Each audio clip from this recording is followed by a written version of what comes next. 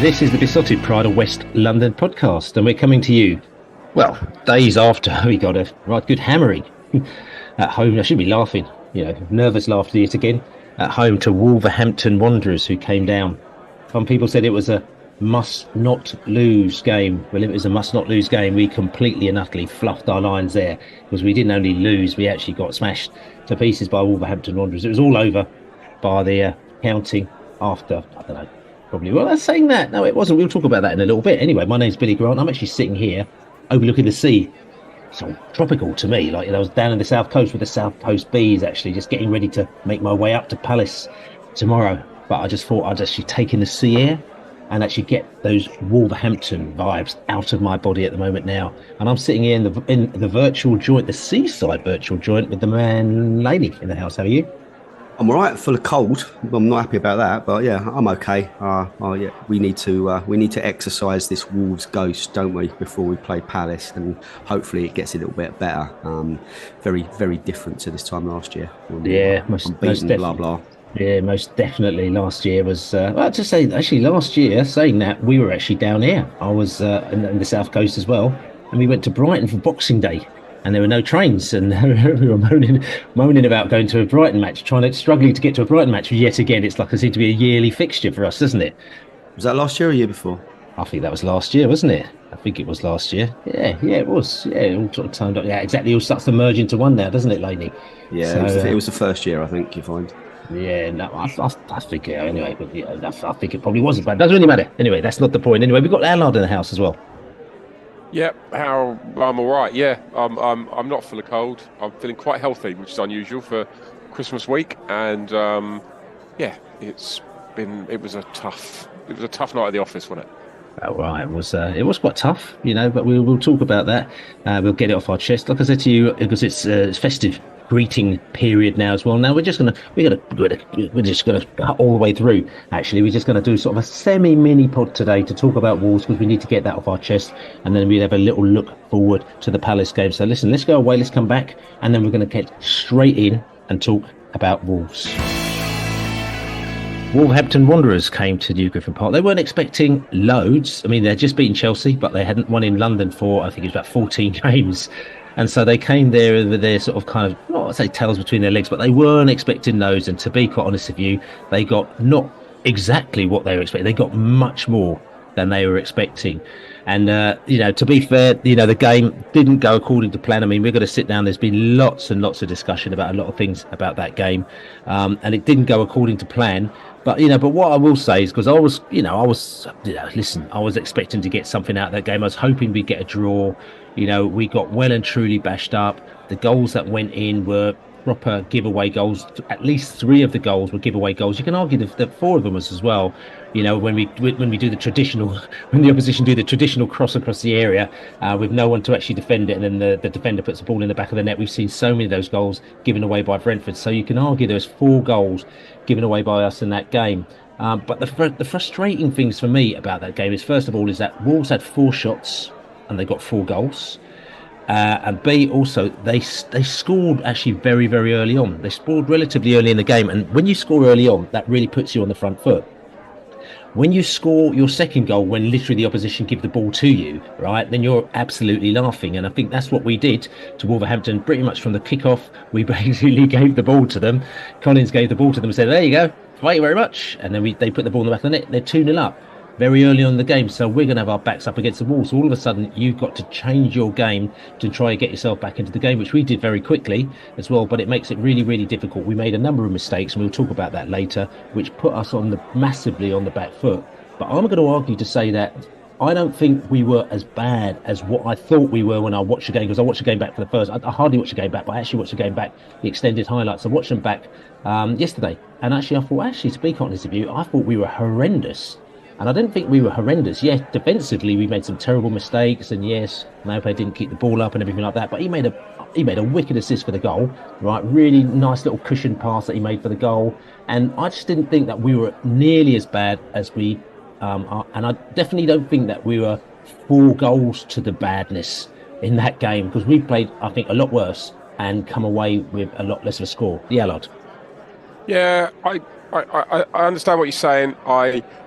There's an argument that says maybe you could have drawn 3-3. I think the XG kind of backs that up, isn't it? It's about 2.6 to 2.4 or something like that to us. That's right. Yeah, 2.23 to 2.69. So Wolves got 2.69. We've got 2.23, which is, I mean, not be funny. It means that we created quite a lot of high opportunity chances to have scored at least 3 goals in that game. Yeah, we did, but we didn't score them. And that.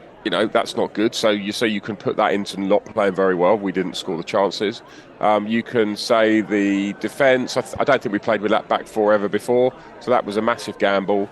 I don't think it paid off.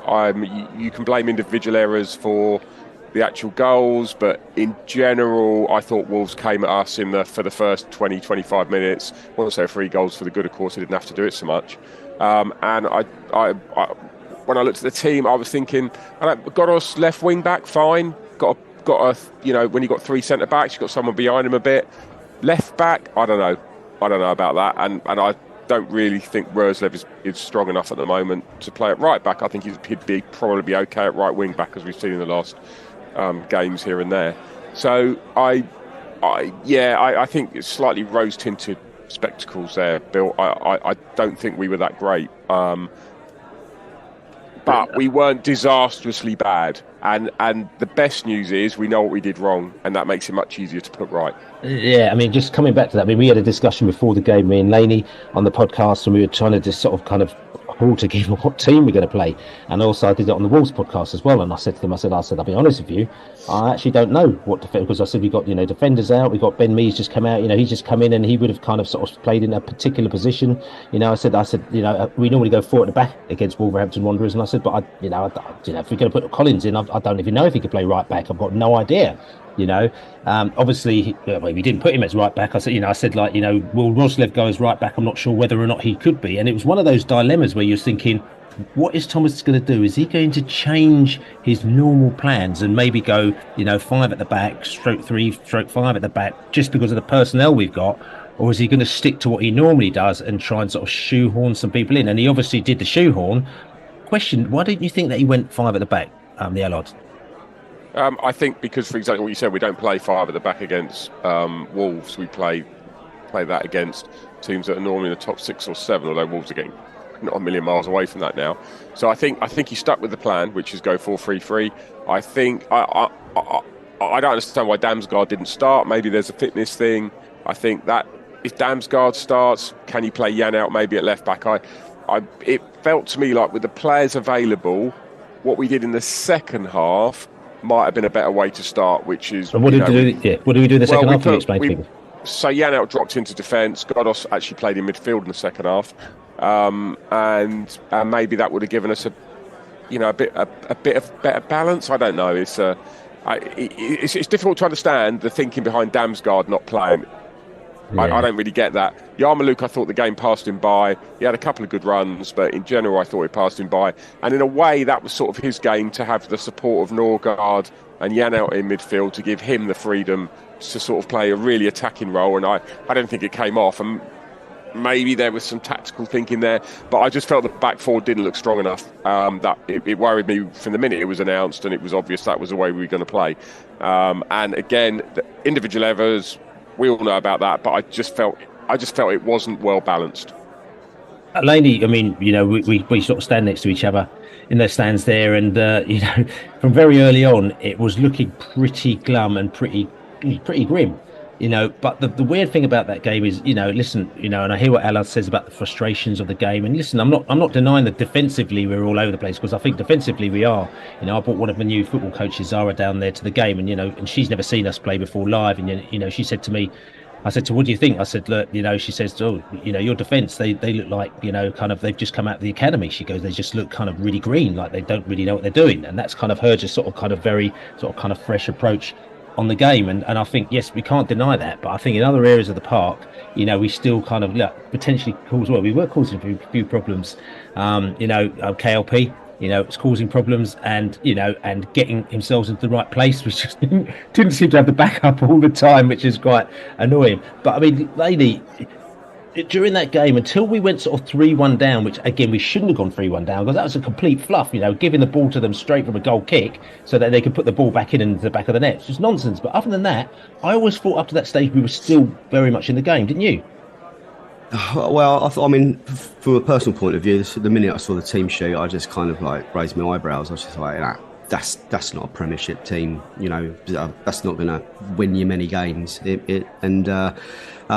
be fair, I hear what you're saying. I hear what Matt said, and you know, we would have got something out there if we hadn't created those ridiculous mistakes. You know, that's the galling thing. You take the two Collins fluffs and that awful goal kick, which basically just brought pressure straight back on us. They just walked straight through the middle of us, and then we get a point, and you know, you could say we could win that if we'd taken our own chances. So give them no chances, take all our chances, then we win that game.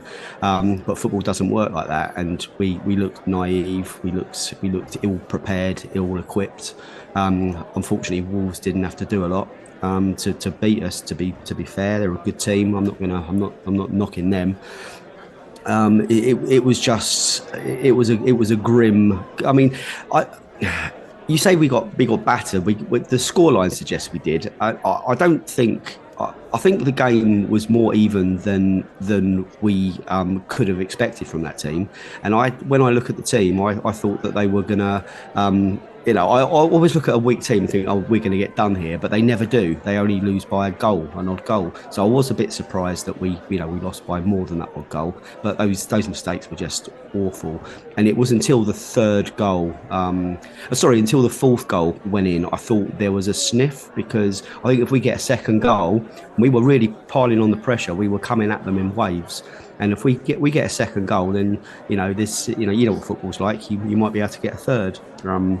And it was similar to, I don't know if you watched the Man United Aston Villa game. As soon as momentum changes and you get a lucky break or you get a goal, football sometimes does serve up those kind of like turnaround matches. But the fourth goal, you saw every Brentford player fall to their knees. It wasn't quite Trotter penalty fluff, like capitulation on the pitch, but they were giving their all, and they knew at that stage that was it got beyond them. They did try hard. You can't ever knock that team for believing and not giving up. But fourth goal was just the shot in the head, and it was a tough watch, Bill. Yeah, okay. Let's go to the fans after the game to hear what they had to say, because you always get good opinions from the fans on the terraces. They tell you straight what their thoughts are. Okay, it might be a little bit emotional, but that's part of the point. So let's hear what they had to say straight after the match.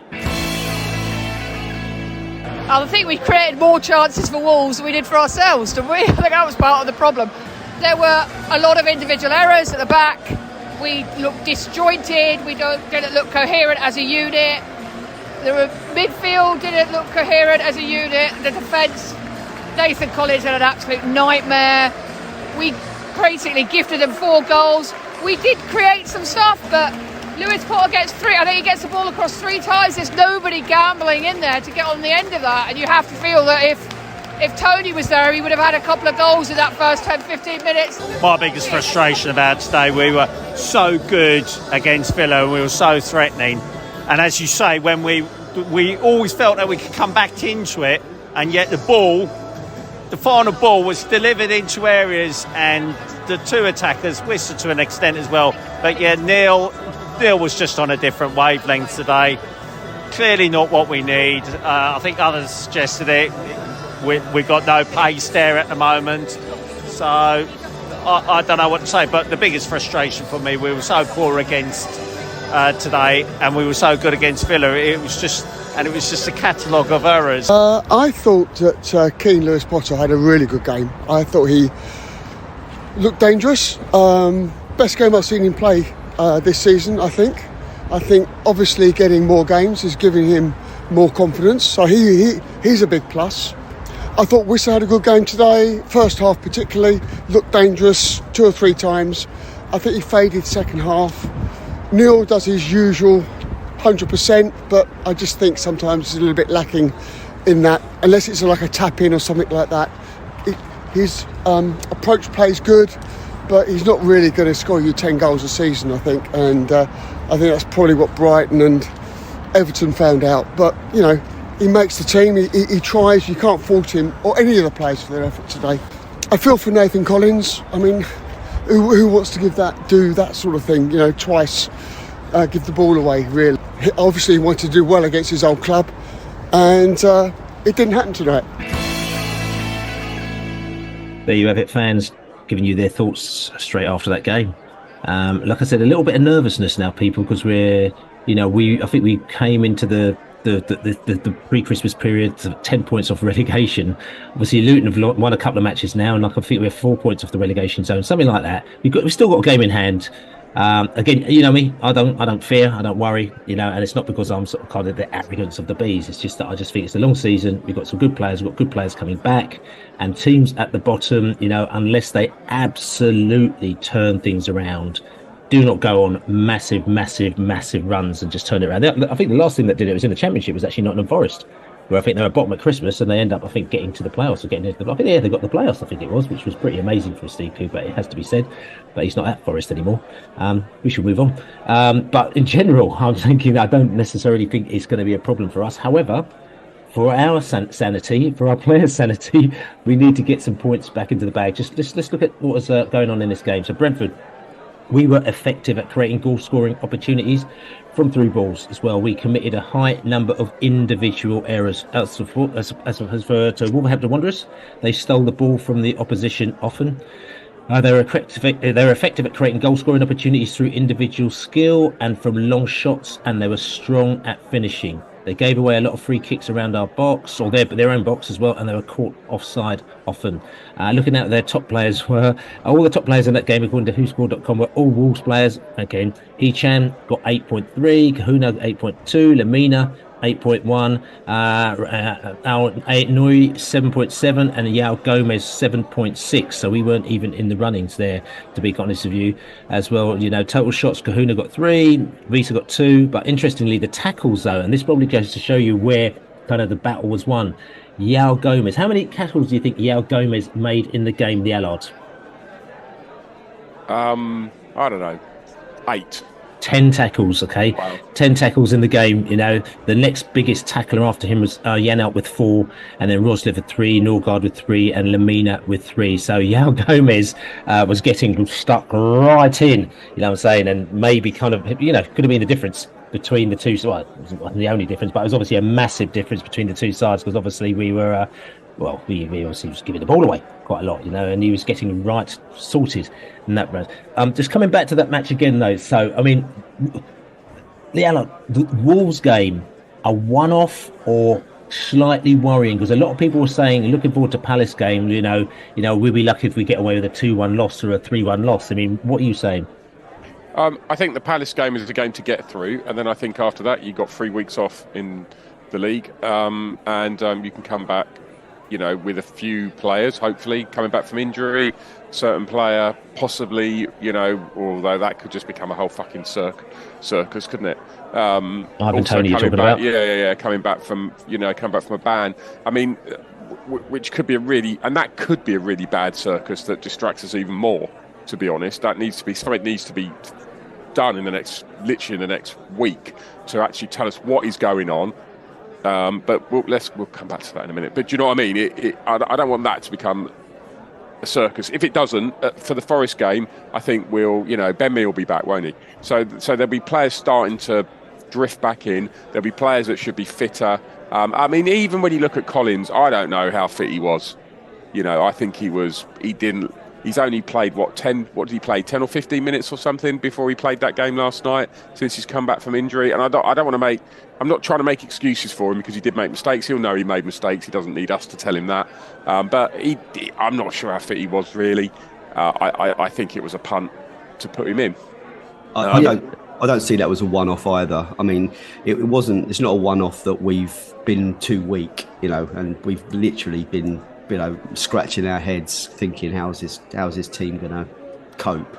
You take Brian and Bumo out of what was, you go up to the Brighton game and we're still in there. We'd beaten Luton, then we go to Brighton and then we lose to Bumo, and then after that, Sheffield United away, it was, that wasn't the Brentford team that we would pick. And then Villa, I think the narrow defeats have masked things. I think again, if we didn't make those calamitous mistakes in those games, so it looks a lot tighter.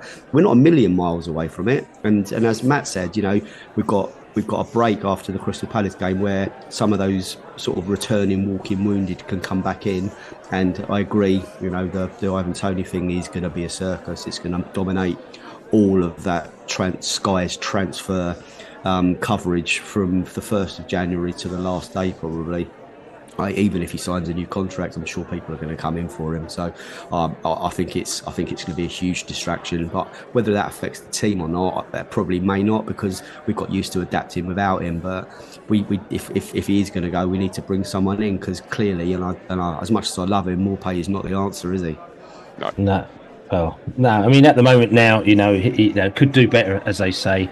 And like I said to you, we're sort of kind of we're treading water a little bit. I mean, it's interesting where you were talking about, we saw Sergi Canos scored a goal for Valencia, a very good goal as well, smashed it into the top corner as well. And obviously Sergi went, with our blessing to a certain extent, even though it probably didn't end on the best of notes.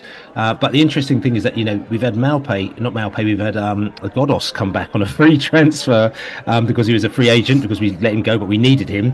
The irony is that maybe if Sergi Canos was around, we might have actually pulled him back at that same stage, don't you think? No, I don't. I don't think Canos left with the best will of No. I'm just saying, if those situations hadn't happened, I'm talking about the type of player that he is, the fact that we got Maupay in instead. We'll be probably playing him at left back anyway. I'll be honest. If Sergi Canos was around and history hadn't happened, he would have played in every game, more or less, this season, wouldn't he? He'd have actually been almost a perfect player to fit in where he needs to fit in. He could have played in the front three. But anyway, that's happened. That's moved on. But I do sort of take your point, but I don't think it's a relevant point, if that makes sense. No, I'm just making a point how things sort of kind of swing. You just never know what's going to happen when certain players leave and they go. But anyway, the reason why I'm coming back to this point is we're talking about personnel. And there's a lot of sort of sniffings around from people, even maybe people from within our camp, who are basically saying that they're not overly happy with the recruitment that's happened recently, and potentially it could have been better. Now, what I'll turn around and I'll say, it's easier to say certain things in hindsight. You would never know that we're going to get 6, 7, 8, 9 players injured. If you even had half that amount of players injured, we'd be a completely different team. And also the other thing is that if you're talking about signing players, if you sign players, then players have to leave. People have to go. You've got to either put them out on loan, or you've got to just get rid of them completely.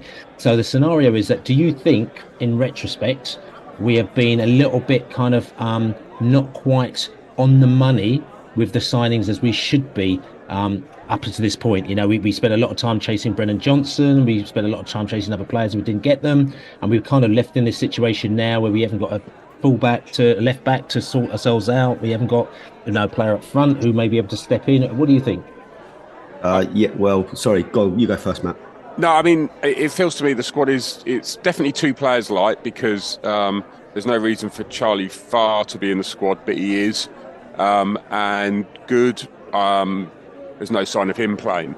So taking all the injuries out, there could have been 2 players in those 2 positions. So I would say potentially we could have had 2 other fit players, if that makes sense.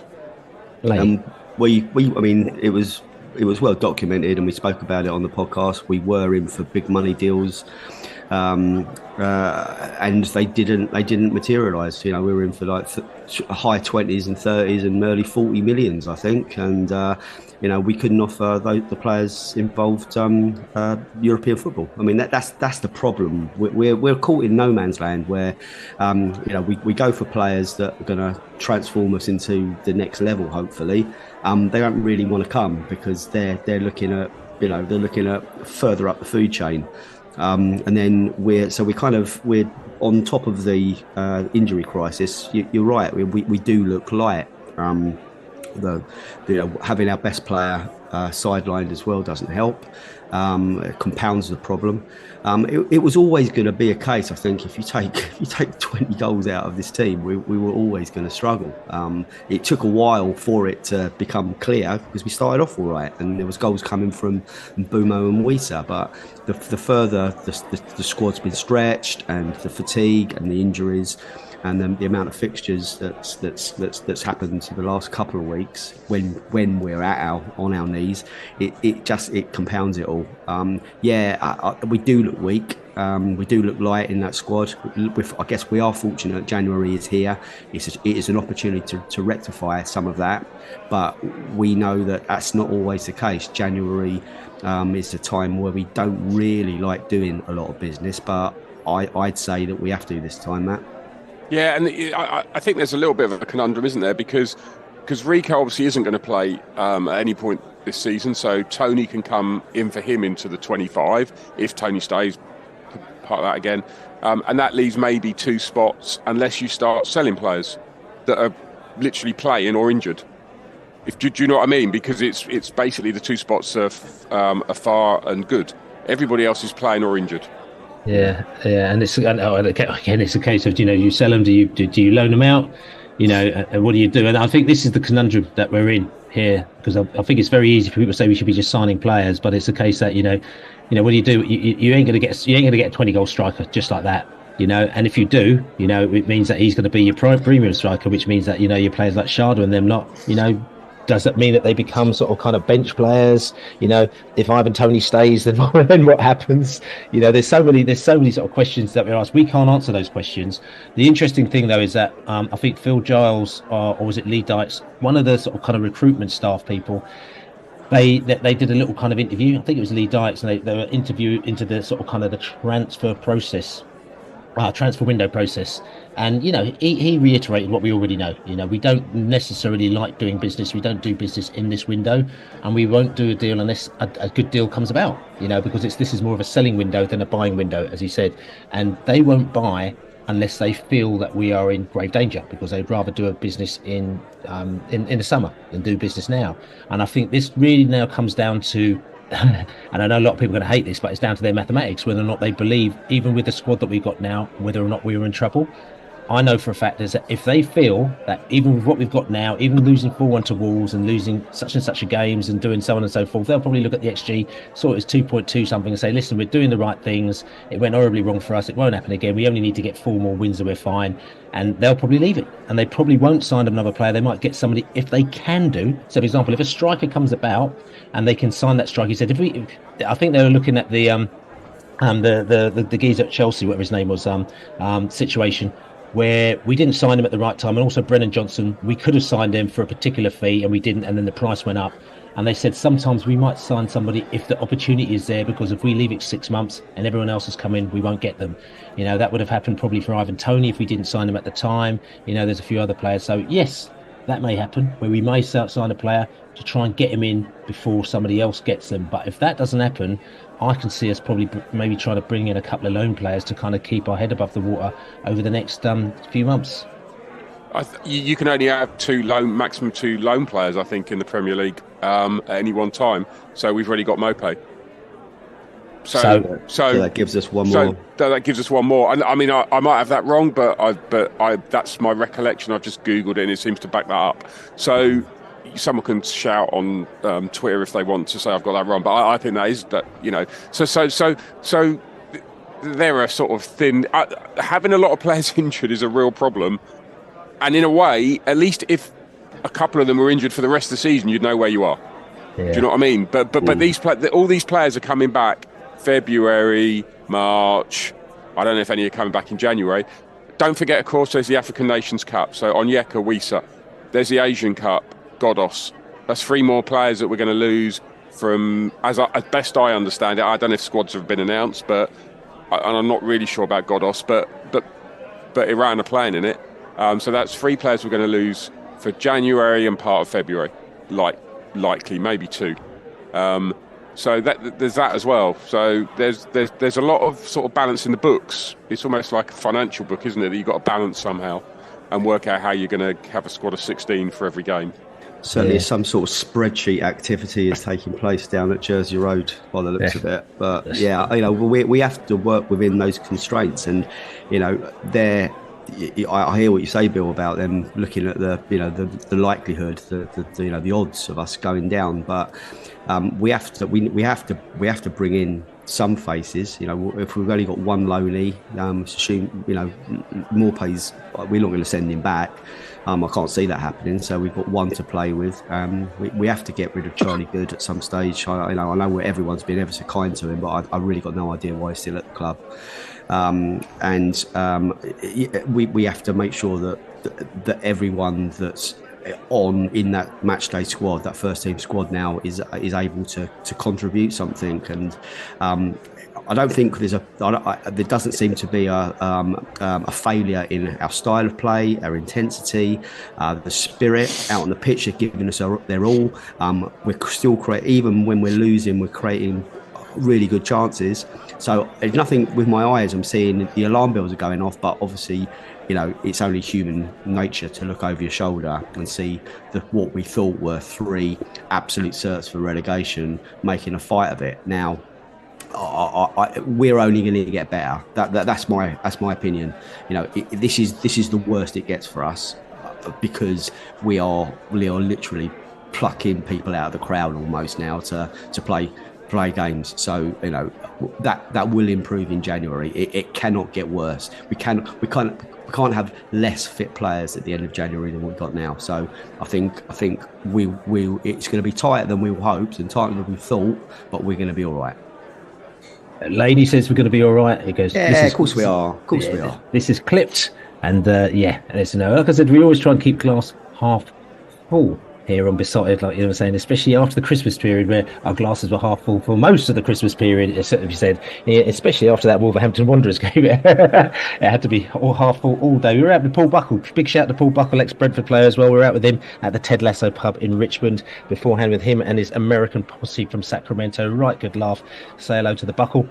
He's a big Bees fan, and he's going to be out in Nashville as well, which we were thinking of maybe going out to. Bees fans from America, listen out there. We might do. We'll see how it goes. But anyway, we should move on from that, because tell you something, talking about Nashville, which is country music and a music place as well. We've got a man who loves his music. We've got JB, who likes his facts and he likes his funk. He's going to give us some post Boxing Day +1 facts and funk. Are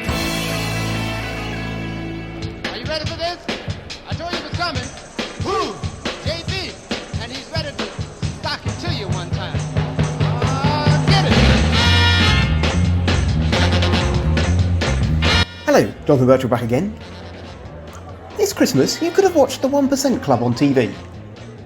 In keeping with this theme, we conceded 3 goals in the first half of our Christmas match with Wolves. For us to go in at half-time, with the opposition having scored at least 3 in a home league game, puts that into the 1% Club of our results in our 96-year league history. In all those 27 games, there has never been a dramatic comeback, as we've gone on to lose 23 and managed just 3 draws from that position. Our game with Wolves was originally scheduled for Boxing Day, but moved as our visitors had played Chelsea on Christmas Eve. Whilst we played regularly on Christmas Day up until 1958, we'd only ever had 7 games on the 24th of December, 6 before 1960 and a 4-3 defeat to Wimbledon in 1983. That game was originally moved from Boxing Day to Christmas Day, but ultimately switched again, this time to Christmas Eve, after supporter feedback. We will reach the halfway point of our Premier League season after the game with Crystal Palace. With 18 played, we have 19 points, and so whatever happens on Saturday, with 50% of the games played, we will have reached an average of at least a point a game. Over the past decade, that average, over the season, has been sufficient to maintain a place in the Premier League for another year.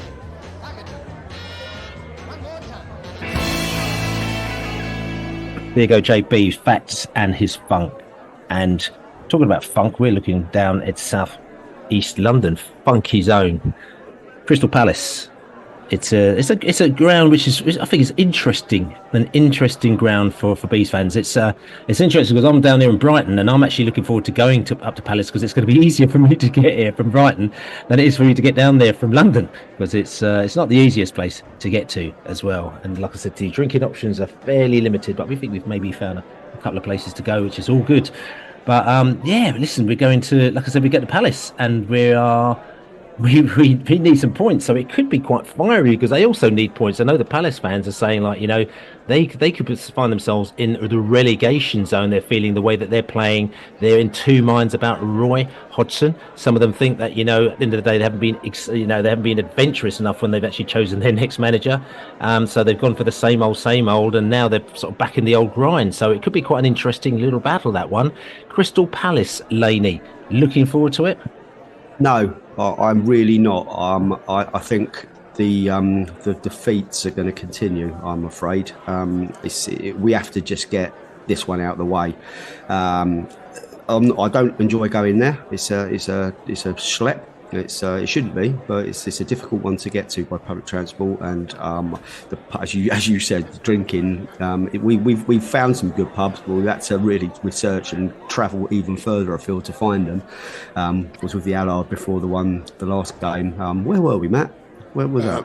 That was Peckham, I think. Peckham, yeah. But those trains aren't running this. They're not trying to over Christmas. So I think it's going to be a Clapham Junction and then straight to the game on for me. I think. But there you go. But no, I'm not looking forward to it. But that doesn't mean anything, does it? You know, they're on a stinky run of form. We've spoken about our own problems. I'll take a point, and I'd like come back west with a point tucked under my arm, and I'll be fairly happy with that. But you know, we're capable of going there and winning it if things go our way as well. So Roy Hodgson's under pressure. Our team's under a bit of pressure. Something's got to give, so it's got 0-0 written all over it. Yeah, it's got 0-0. So listen, let's go over to Palace. Let's go and find out what the Palace fans have got to say. We're going to speak to Neil The McSteen McSteen. He's going to give us the lowdown on Crystal Palace. So, South East London trip on the cards. We're going down to Palace on Saturday. 3 o'clock kickoff, a rare 3 o'clock kickoff for some, for many. So looking forward to it. The post-Christmas break, the last game of 2023 for both the Bees and Palace before we go into the FA Cup. And then we have a bit of an international, what's it called? It's a winter break, I think they call it, like, you know what I'm saying? And then we get back into it again. So it's a big one for both of these teams, Brentford and Palace. Both need the points, both need the win, both need to get a little bit morale. We thought we'd go over to Palace. We're going to speak to the McSteen, Neil McSteen in the house. Neil, how are you? I'm good, Billy. How are you? I'm all right, man. I'm not too bad, you know. Like I said, we got a good bashing from the Wolverhampton Wanderers the other day, but you know, you need a bit of a bashing sometimes to get your tail up. I think we got a bit of a bashing last year, and a couple of weeks later, we actually beat Man City, you know, up at their place. So you know, I think we just need a little bit of kick up the arse sometimes to get us going. Just coming down to Palace, though. I mean, listen, you know, your season this season is not necessarily been going according to plan. I mean, give us a quick summary about your season so far. Are you happy or are you unhappy? I think people are getting unhappy. A couple of weeks ago, it was split 50-50 between those who were kind of happy with Roy and what he was doing and those who were kind of questioning where the new manager's coming from, because Roy is pretty much just there waiting, holding the shop until we get the supposed new Messiah coming in. But a couple of bad results. We should have beaten Brighton, who, for those that don't know, are still our rivals, and we lost against a really poor Chelsea team at Stamford Bridge, sort of a late penalty, and a game we probably should have closed out and won as well. And the murmurings against Roy are kind of turning to a bit more vocal now, and the season is in danger of turning into a relegation battle, which makes this game tomorrow on Saturday a lot more interesting. None of us really thought this would be a 6-pointer. We all thought we'd be kind of pretty safe mid-table. So that's where the dissent has come from. The season is not turning into the one we thought it would turn into. Yeah, and 15th place Palace are at the moment. They've won 4, they've lost 9. They have the irony about it is that, you know, we're still sitting one place above you with a game in hand, and we've lost, I think, is it 6 out of the last 7 or 5 out of the last 6? I think it might be 6 out. I think something ridiculous like that. You know, we've lost quite a lot of our last games as well. Again, done the fact. So again, we're sitting down there, and we're probably still not as nervous as you are, even though you're sitting below us. I mean, I know some Brentford fans are a little bit nervous, but for us, kind of, we've been in this situation before. You know, a couple of seasons ago, we hadn't won a game literally for 2 months in a row, and we were sort of kind of dangling in and around this zone, but we sort of pulled it around. And there's still time to put it around. But you talked about Roy Hodgson, though, and people to pull it around. I mean, I know that, you got Roy in at a stage where, when you sacked your manager before, a lot of people weren't too happy, actually, were they? You sacked the manager. A lot of people are like going, we like the football he's played, a little bit unfair. Roy coming in, some people were saying, being there, seen it, done it, it's not the most adventurous move for Palace. Where are your thoughts? Yeah, I mean, I think that's fair. I mean, we all liked Vieira. He played good football, and it was, I hate the phrase, but it was a marquee appointment. We had a lot of interest because we had Vieira at the helm. Roy coming back in, it felt like a backward step. It felt like, okay, we're going back to someone we know before. Is he going to play the football that we want to see? You know what fans are like. We all think our team is the best and deserves the best manager. And Roy just felt like a step backwards. But then he came in and he put Eze back in the team and built a midfield around him. And suddenly Vieira was forgotten about because Vieira wouldn't play Eze. And Hodgson picked up some wins. And start the season, we beat Man United away. And I know that's not the biggest result to talk about, after they've lost quite a few of their games at Old Trafford, since. But, suddenly the doubters went away about Roy. But as I was saying earlier, they've come back now, and all the old kind of misgivings about Roy coming out. It's like, is he the right man for the job? Is he, again, people say, is he too old for this? Do the players like him? I think, by all accounts, the players trust him. They do like him. They respond to what he's doing. But there is that kind of feeling that, is Roy the man to take us forward? Is he the one to kind of attract new signings? All the usual stuff football fans talk about. And yeah, Roy is, we don't want to see him tarnish his legacy. Ideally, he stays till the end of the season, keeps us up, and then we get that appointment that everyone's happy with. But the way it's going, I think that appointment might happen sooner rather than later. So I mean, obviously you've got Roy at the helm. You've got your Palace players, in place. You lost a few players in the summer as well. You picked up a few players. I mean, in general, are you comfortable with the Palace squad this season? Any players exciting you? Who should be doing better? Well, look, we've got exciting players. We've got Eze, we've got Elise, and they are, they get the crowd going. They like to go forward. Elise plays, especially with a certain sense of freedom on the wing. He's just fantastic. And Eze, he's had a couple of quiet games by his standards, but again, he is a fantastic player. And they're the ones to look out for. In terms of the squad, we are thin. We'll play Joel Ward at right back when he's available. We'll have Nathaniel Klein playing at left back, a guy who nearly quit football. We're quite stretched at the fullback positions. Up front, Mateta is our only striker. Edouard, the guy we signed from Celtic, he's injured at the moment, so we don't have much up front. And then Ayew, Jordan Ayew, he just keeps going. He's the most fouled player in the Premier League, which us Palace fans, we cling to that stat because it shows what he can do. He's the non-scoring centre forward that we love to play on the wing, if that makes any sort of sense. But but he's not one to look out for. Eze and Elise, they're the ones to look out for. And of course, Gay. Mark Gay, he's brilliant in centre back position as well, and he's one we might lose in the summer if he has a good Euro. So not too much to look out for in terms of apart from Elise and Eze, I would say, and the squad is a little bit too thin for our liking. I mean, talk about thin squads. I mean, I'll talk about that. I mean, you looking at Brentford.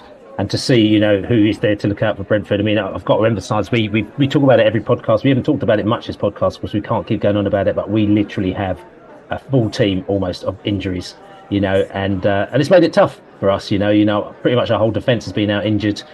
So we've had to replace the defence with different defenders, and then a defender gets Ben Mee, then he gets a red card, so then he's not playing as well. So as you saw against Wolves, we had a very makeshift defence, which obviously didn't do very well, especially when they kept giving the ball to the opposition so that they could put the ball in the back of the net. So we're struggling. Ryan Mbumo's out. Jensen, well, he's been out for a few months. He actually came back off the bench against Wolverhampton Wanderers, but he's not 100% himself. Collins came in off the bench as well, and he actually kind of came in and started as well and gave two goals away against Wolves on Wednesday night as well. You know, I mean, literally, you know, we've Hickey's out, you know, Rico Henry's out. You know, we've got, you know, Damsgaard's been out. You know, he's just come back in. I mean, literally, we have got so many injuries, and I know every team has injuries, but it's got to the stage where we're literally picking players out of a hat. You know, so I mean, I'm going to come to you and ask you now, what do you think of the Bees in general? And then coming back to you to say who's going to be your danger person, if you sort of bear in mind that most of the players that you probably think are going to be danger people are not going to play. Yeah, look, I mean, Brentford, it always, you know, I was there at the game in August, and it For most of the game, that is. Yeah, most of the game. I kind of left before I saw the equaliser, and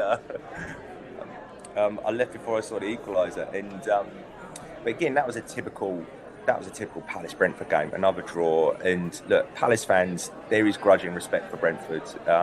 Again, we like your recruitment policy, we like the players that you put out on the pitch, and we like what you've done. And again, there is always that, it gets thrown about as why can't Palace be more like Brentford in our recruitment? Why can't we go and identify players, blah, blah, blah. And the grass is always greener, isn't it? And, you know, we forget that we picked up Elise from Reading for not much, and Eze from QPR for not much. And we went out and got Doucouré, who's like our defensive centre midfielder. He's injured. Again, talking about injuries, we miss him a lot. And we picked up Lerma from Bournemouth on a free. But again, it's like we do have our successes in the transfer market, but I think the Brentford setup is one we are quite envious of. And I'm sure you hear this from a lot of away fans, opposition fans. But in terms of who we're kind of scared of, again, it's like who is going to play. I mean, who's the guy who scored the screamer against us? Kevin. I know Wieser, Johan Wieser. Yeah. Is he going to play? He's playing. Yeah, he's playing. Yeah, he likes playing against you. Yeah, exactly. That's the one. And again, it's that's who. Yeah, that's who we're going to be looking at, and that's who we're going to have to stop. And again, we know Brentford are, let's just say, robust in the tackle as well. And you know, Anderson will need to be at his. I know you love our centre back, Anderson. He'll need to be at his canniest. Let's just say that when playing against Brentford. But there is one player actually who's obviously going to want to pull out a little bit of a revenge against yourselves as well. The ex-Brighton player and the ex-Brentford player, Neil Maupay, as well, who you absolutely love. I know you love him. I was trying to forget about him, and Neil Maupay is going to get absolute dog's abuse if he plays. He is the one we love to hate, and especially obviously against Villa. That was just, again, the pantomime villain. If he starts pulling off stuff like that, that would be. Yeah, but he loves it though, doesn't he? I think he's one of those players. He's like your Zaha. He kind of thrives on that a little bit, I feel. And if he scores at the Holmesdale end and starts cupping his ears and shushing the crowd, that is, there's always one player you don't want to score against you. Neil Maupay is that guy, but he won't start, will he? No, he started up against Wolverhampton Wanderers, and the jury was out. Let's just say we absolutely love Maupay. He bleeds red and white. You know, he really does. He's a proper Brentford. He went off to Brighton for a little bit, and he went off to Everton for a little bit. But those weren't his real homes. Brentford is his real home, and we've kind of brought him home, and we've made him feel more comfortable. And he does love being there. We've realised that, you know, we've gone up a couple of grades since he left us. Let's just put it that way. And he's a particular type of player, but I also think that he can step up a gear against certain teams. And I think against Leeds United, he absolutely loves playing against Leeds. He winds them up something good and proper. And also, I think Crystal Palace, we're hoping that will give us something to give us a bit of cheer, because the last few games, there's quite a lot of games we've had no cheer about those. So we look forward to seeing Maupay wind you right up, is what I'm going to say. Now you said it, he's bound to score, and it's like the only thing I can hope for is he's like, you lot score too early, and then just gives us time to get back into the game. So Neil Maupay, public enemy number one for us. Yeah. So talking about us scoring early, and then you not getting back into the game, how do you think the game's going to pan out against Brentford? I think, look, I went to Chelsea away, and we started that game on the front foot, and the away following was good, and again. Look, if we're at home, we're going to be expected to go forward. We're going to be expected to attack. But Roy's too canny for that. And if we if we give up a lot of possession to Brentford, which we probably will, then the crowd might start getting on the back of the players and start getting fidgety and all the rest of it. It just depends. I think if we start with a lot of the ball, get a couple of early chances, the crowd gets up for it, and yeah, the kick-off time makes a difference as well. 3 o'clock on a Saturday, I think people will be up for it. I think if we can start getting those chances away and get Elise on the ball down the wing, then I think we'll be all right. But if we allow Brentford to kind of have possession, get in the game, frustrate us, then you might see the crowd turn a little bit. I think there will be goals. I definitely think that. And I think it just depends on the ref as well. If the ref starts dishing out the yellow cards, and that could make a difference, or if the ref lets the game flow. So personally, I think we'll be 0-0 at half time, and then there'll be a couple of goals in the second half, and it'll either be a 2-0 or a 1-1. That's kind of where I'm thinking this game will go. Okay, so he's got his score prediction which is coming. I'm just tell you something. I'm just going to ask you one last question before we sort of sign off here as well. Just in general, should have asked you a little bit earlier. I'm just interesting because obviously, like, you're in 14th position, which means that you could be in 12th position or 11th position or 10th position, which is all sort of kind of like mid-table. And no, you're 15th. Sorry, we're 14th position. Okay, Crystal Palace every season pretty much finishing sort of kind of 12th or 13th or 14th or 15th. So basically, you're almost like a real mid-table Premier League side. Every season, you don't necessarily, fighting for European place, or you're not fighting for relegation, and that happens every year. I'm just asking, as a Brentford fan, this is our 3rd season now in the Premier League, and the novelty has worn off for many. You can tell by the amount of people that travel to away games, the excitement for away games, also at home matches as well, where tickets become easier to get hold of this season than they have a couple of seasons ago. So things have definitely changed. The climate has changed, and this is our 3rd season.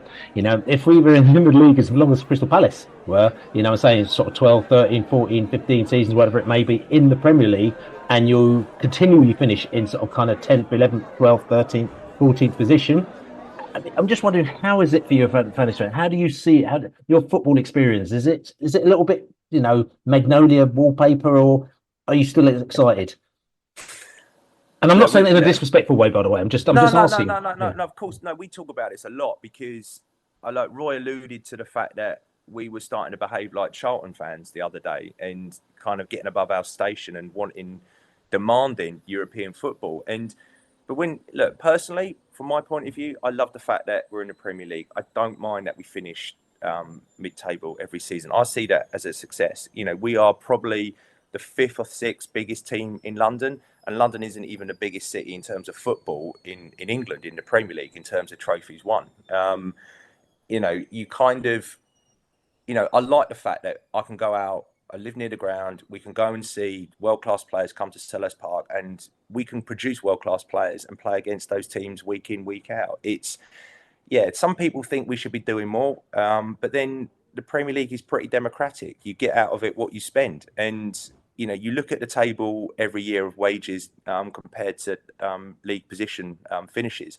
If you spend more on wages, you finish higher up the league. But then a club of our size, we can't spend more on wages. And, again, it might sound a little bit kind of, oh, you should be, trying to get into Europe. You should be trying to do that. And plenty of people have said, look at teams that have come up and got into Europe, like Brighton. Southampton had their European run. There's plenty of teams that have had their runs in Europe, and people look at West Ham as well. But we're not as big as those clubs. We don't spend as much. We're doing what we can in the Premier League. Yes, we've got owners who own NFL teams, who own teams in France, who own teams in Brazil, who own basketball teams, and of course they could spend more. But then where would that leave us? The ground, unfortunately, economics of football, as you've seen with Everton, you need that ground. And if you get it wrong, you get fined or you lose points. So in answer to your question, be grateful for what you've got. And if you can get into Europe, it's a bonus, but don't demand it. There's lessons from Charlton, and we definitely don't want to be like Charlton. No, it's definitely going to be like Charlton at all. And so talking about Charlton, who are down in Division 1, do you think Palace are going to get relegated, or do you think they'll be fine? I think we'll be fine. I think we got just enough, and I think there's 3 worse teams than us. And that's a little bit of a defeatist way of looking at it, but that's the season we're having. But I do think, as I was saying to you earlier, the lack of investment in the squad is kind of coming home to kind of bite us a little bit. And, you know, the one example we give, if you cast your mind back, we used to have Joel Ward playing at right back. He was replaced by Aaron Wan-Bissaka. We sold him to Man United, got a nice lot of money for Aaron Wan-Bissaka. Aaron Wan-Bissaka was then replaced by Joel Ward at right back. And Joel Ward is still our first choice right back. And again, you know, credit to Joel Ward for keeping playing. But if you want to stay in the Premier League, you've got to be able to have a bit more competition, and you know, in spots like that, it's we'll do enough, I think, to stay up. But again, it's getting a little bit creaky at Palace at the moment in terms of our league status. Let's just say that. And Brentford, how do you reckon? Brentford will stay up. It's like I'm not just saying that because I'm speaking to you right now. You've got enough. There's enough players to come back from injury. You proved you can exist without Tony, and there's 3 worse teams. You know that's unfortunately the pragmatic way of looking at it. It's again, it's and it's. I think there's nothing like a little bit of rockiness to kind of shake you out of your kind of your apathy of just finishing mid-table in the Premier League. Enjoy finishing mid-table. It's a lot better than being in a relegation battle. I'll say that much. That's right, Neil The McSteen. Listen, good chatting to you. Listen, and we're going to have a little beer before the match on Saturday. Look forward to it. Indeed we are. Take care, Billy. There you go, The McSteen. Yeah, he's always quite chirpy, quite bright, quite up for it. Very happy with his team. Loyal Palace fan. Beat the Brentford quite a few times. Always seems to walk out before a goal scored towards the back end of the game. So, let's just invite him down loads more. You know, hopefully he won't see any more Brentford goals when he comes down to Brentford. But the McSteen, he's like I said, you're giving us the Palace lowdown. Just looking at where they're good and where they're probably not so good. Palace good at stealing the ball from the opposition and also very good at protecting the lead. Where they're not so good at finishing, scoring chances, keeping possession of the ball, and are very weak at defending and against attacks down the wings, which traditionally would have been a problem for them if we had, Mbumo, and then we had Chada, and we had all sorts of characters. But maybe they might be able to cope with this now. But saying that, still, I'd say we're still in with a chance because they're in a bit of a sticky wicket. We're in a bit of a sticky wicket, and fingers crossed we can get something out of this. The Allard. Yeah, I think another thing about the Wolves game is physically we're quite small at the moment. KLP, Godos and a few others. So if Palace turns into a battle, and it probably will be because it's 2 teams not playing particularly well, that could go against us too. I don't know how much. Saying that, and sorry to interrupt you there, the Allard, saying that their styles of play. I mean, they like attacking down the right hand side. They take a lot of shots. They normally have the same team every week, there or thereabouts as well, and they are non-aggressive. So for them to be aggressive, I think something's going to have to happen. On the pitch, maybe Maupay is going to have to wind them up or something like that for it to take to a next level, which is probably quite good for us, isn't it? I don't know. I remember them. I recall them being quite physical. I think most Hodgson teams aren't playing delightful, lovely football, are they? They're battling their way through it. And it could be a bit of a battle that not luckily, but we probably won't even be able to see half of it if the ball's up in the air because I'm in row 40 and it's like watching it for a letterbox, isn't it, at Palace? So how much of the game we'll be able to see, I don't know. Yeah. I mean, Laney, this Palace match, listen, look, I know it's easy for us to get, down as Bees fans, but don't forget there's a couple of things. All other teams, doesn't matter what team we got, they do fear us, you know what I'm saying? And also we do seem to have this sort of tendency to kind of just don't give up. It's quite surprising when we go to a game where we see Brentford players just giving up. I mean, we've seen it maybe once or twice recently, but in general, it doesn't matter who the team is. We do give teams a good old battle. And this is probably one of them games where we might actually be able to get something out of that good old battle because maybe it's a little bit more evenly matched than some of the sides we're going to play.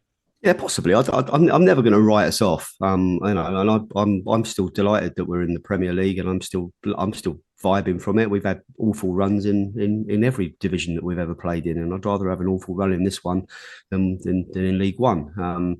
I've just gone and got my ticket just to see what row I'm in after the Allard. So it's in full row 9. So I might be able to see the action. I might depending on how the games go, mate. I might swap tickets with you second half. I don't have to see it. I know what I'm not doing. I'm not walking out the game because there was a lot of Brentford fans that were walking out the game. game, I have to say. Very early as well. Yeah, after the third goal, I think it was. Yeah, it's I'm not gonna cast judgment on that, but there was a little bit of a fire drill going on, so we can sing that to other teams, but there was a little bit of that going on in the West Stand. I don't know about other stands, but there you go. I've said what I think is going to happen. I think we're going to lose, but I'm not going to write our team off ever. No, okay, so not writing the team off then. So I'm going to get you to write down your scores, the Allard. Oh, we're going to win 2-0 because he's going to come up with some funky plan with, I don't know, 3 at the back, KLP and Weiser up front, meet him on the break, and win 2-0. It's all I can offer. Okay, then Laney. I'm going to go 3-1 Brentford, Morpay hat-trick.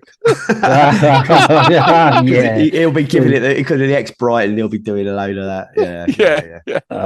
See, there we go. See, I'm saying, you've got, listen, at the end of the day, it's all everyone's just positive at the end of the day. I'm going to go 4-1 to the Bees, actually. So, go on. There you go. See, higher. Not full side. There you go.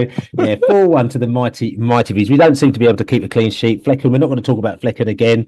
Shame we're going to have to at some stage. We are going to have to talk about him again. We don't want to put the guy down as well, but like I said, jury is out on him, and I'd just love to see him keep a clean sheet, but I don't think it's going to happen at Crystal Palace. So anyway, this is the Besotted Pride of West London podcast. As you can hear, the waves are crashing in the background as I'm looking at the South Pier, the West Pier, which isn't there very much anymore, and I'm looking at the major pier and that big thing where the stuff goes up in the sky down in Brighton as well. And I think this is all a good sign, because like I said to you, because I'm in Brighton, I'm going to bring those Brighton vibes to Crystal Palace on Saturday, you know what I'm saying? And hopefully the Brentford will give them Brighton vibes, and they'll actually want to absolutely hammer them, just like the Brighton may do.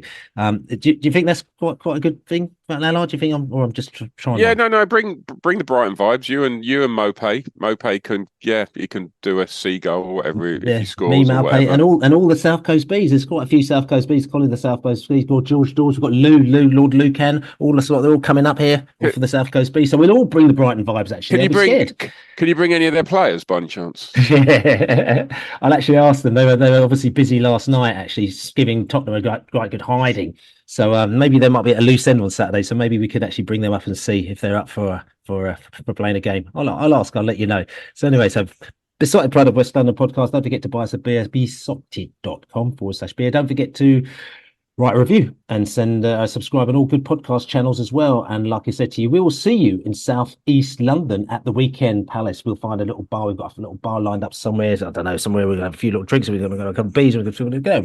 Come on, you bees. Come on, you bees. Let's beat the Palace. Let's give them a right good bashing. You bees. You bees.